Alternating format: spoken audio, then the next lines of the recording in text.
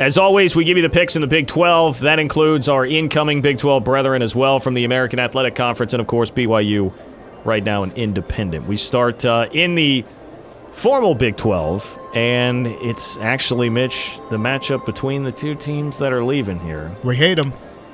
Oklahoma and Texas. They will play at 11 o'clock on ABC. They play this at the Cotton Bowl in Dallas, and they do it at the Texas State Fair. 21st ranked Texas, 4-1. 6th ranked Oklahoma, 5-0. Oklahoma is a field goal favorite right now. I'm seeing the line. The line that I have right at this second is OU -3. This is a really tough one for me because I have been higher on Texas than I anticipated being at this point in the season. They were not great necessarily against TCU, but they were good enough to get the win on the road, and that's been a real bugaboo for them lately. I just feel like I can trust Oklahoma a little bit more, and so much of that is based on a year in, year out thing, right? I mean, this is just years of history trying to back this up for me, as opposed to Texas. I just never know how far I can trust them. And I don't know that I need to overthink it much more than that. I'm just going to say Oklahoma. I do think it will be a very close game. I'm thinking Oklahoma by 6. If you really had to pin me down to it, but it is purely just because of history, and I'm going to need to see Texas continue to prove it throughout the year.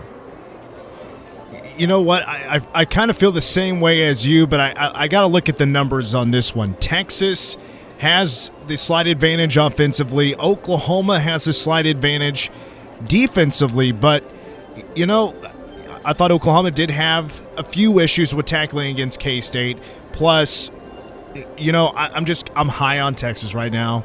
I'm high on Texas. They figured things out with the quarterback situation. Bijan Robinson is a beast.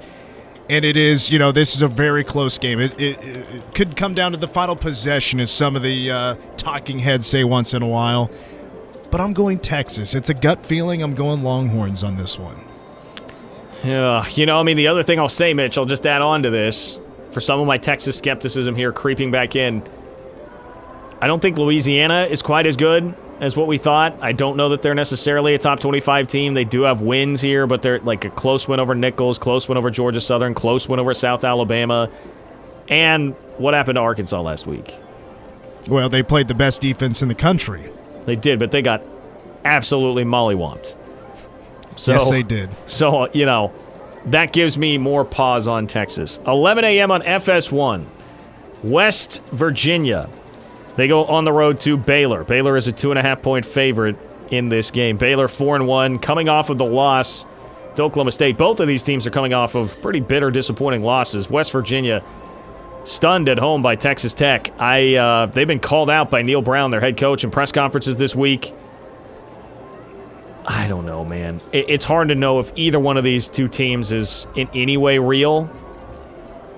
Because they are at home, and because I think to me, the win over Iowa State is still the most of substance thing that has happened here this season with both of these teams. And I realize that West Virginia knocked off Virginia Tech. I don't believe very much in Virginia Tech at all. I'm going to lean Baylor here. I'll say Baylor by a field goal. If I'm getting 2.5, I mean, that makes a difference. I'm going to say Baylor by a field goal here. Yeah, this is another one. You kind of have to go into the numbers just to try to figure out who might have a slight advantage in this, because you have another close line at 2.5. But Baylor does have a slight advantage offensively, and defensively they're basically equal. So I agree with you on this one. And I say Abram Smith has himself a nice day, and Baylor, they'll win by give him a touchdown victory. Wow, an Abram Smith shout-out. He got 510 yards rushing so far this year for the Bears. He's had a nice season.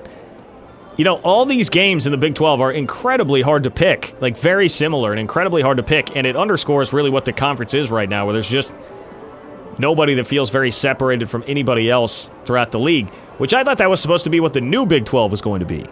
No dominant power, everybody's pretty similar, and you're just going to have all these really close games. Right now we have it with the current Big 12, because our other game is at 6 o'clock at night on ESPN, TCU at Texas Tech. TCU is a 2-point road favorite here. I'm sorry, I'm taking Texas Tech. This is actually the one that I feel most confident in. kind of done with TCU right now. They do not seem to have it together. They were competitive, certainly against Texas. They always really get up for that game, but they didn't win it. And that had happened 7 of the last 9 years. That's usually their spot to really jump up. I don't trust TCU. Put a really bad effort out on the table against SMU a couple of weeks ago. Now they have to go on the road. Tech is feeling better. Columbia is a quarterback that at least has played before. You can trust him more than I think some backups. Give me Texas Tech, man. Matt Wells. TCU's defense has been pretty disappointing this season.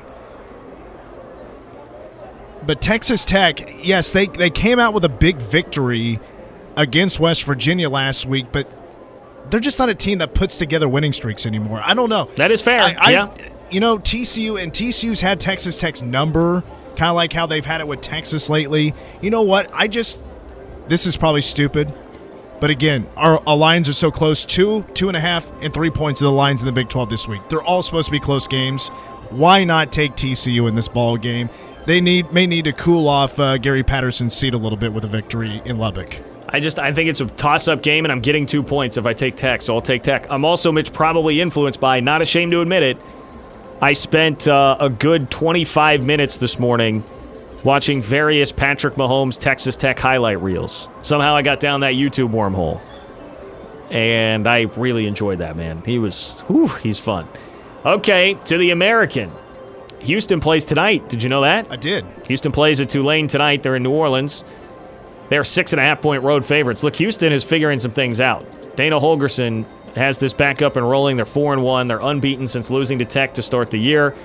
They walloped Tulsa 45-10 last week, which is an impressive win. Tulsa's record is not going to do much for you, but that's a team that's been competitive at Ohio State, at Oklahoma State.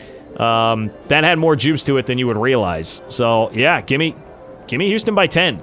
Keep it rolling, Holgo. Yeah, in Tulane, ever since their very close loss to Oklahoma, against good teams, they've just not shown up. So, yeah, Houston's on a roll since losing to Tech. I'm going to take the Cougars.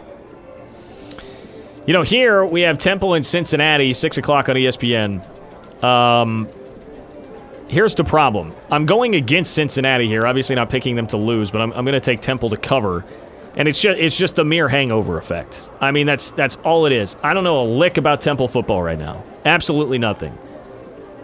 But because Cincinnati is coming off of the biggest win in school history at Notre Dame, all of this talk now is about them in the playoff and what's going to happen there, and I've contributed to that. I'm the one. Cincinnati, if you're reading your press clippings or your YouTube clippings, I am guilty as charged of talking about you too much in getting you to try and focus for this game at Nippert Stadium. I have to take Temple here. I mean, I think Cincinnati probably wins by a couple of scores, but I think they'll get a close game, probably start sluggish, because how could you not have a letdown after that game? So my thoughts also go towards thinking about the playoff now that they're the number 5 team in the country. Cincinnati, this is definitely not the time to let down. You need to beat the ever-living crap out of every single team you play here on out, because you're right. It is not the toughest schedule in the world until you get to the end and play SMU, who's right now a top 25 team. Cincinnati, 29-point favorite. I'm taking them to cover because I need a different game than you. Love it. Love it. And you're right. Cincy could use all the style points that they can get. Any little bit helps. 5 o'clock on ESPN Plus at the good old Bounce House in Orlando. And I believe this is the game where UCF once a year, and pardon me, UCF fans, I don't remember. I'm going to call it like the space game. I don't think that's exactly what it's called, but they wear these like space uniforms. There's a tradition to it, and I have a whole YouTube video of Brandon Helwig explaining it to me, a guy who does a great job covering UCF. Because of that, I'm going to take UCF minus 10 here. They're at the Bounce House. They're doing the space thing. I know they've had quarterback troubles. They had a really bitterly disappointing loss to Navy last week. I think UCF bounces back. They'll be fired up. East Carolina has not been a very good program here recently. There's a lot flowing to me toward UCF in that game. I'll take them by 14. I'm actually pretty sure East Carolina is actually a better offensive team than UCF this year, but, I don't feel too froggy about this one, so I'll take UCF. The final game here to me is tricky, and it's got a 2:30 ABC time slot, BYU and Boise. In Provo, BYU is a 6-point favorite. The problem here is BYU has quarterback troubles where the starting quarterback is hurt. The backup, Gunnar Romney, who had been playing pretty well, is also hurt. And I don't know that there's clarity necessarily right now on who specifically is going to play quarterback, who will be available. That gives me some pause. Now, Boise's 2-3. We saw them lose to Oklahoma State. They lost to Nevada, who K-State knows about, certainly. It's just, that's a tough one. 6 points feels like a lot. I still think Boise, obviously, is a good program. They're used to winning. I'm going to take a really close BYU win. The quarterback uncertainty makes me feel too timid to go take BYU -6. So you're taking Boise or you're taking BYU? I'm taking Boise. Oh, okay. Yeah, Boise I want the -6. 6 points. I'm going to take I don't like them, but I'll take BYU. Okay, there you have it. John in Vegas for Week 6 of the college football season. Go make some money. Continue to rack it up. I'm sure you guys with your 13-19 records already in the bank following our picks this year, you're just making money hand over fist. So congratulations on that front. Mitch has a number 1 song of the day for us coming up next.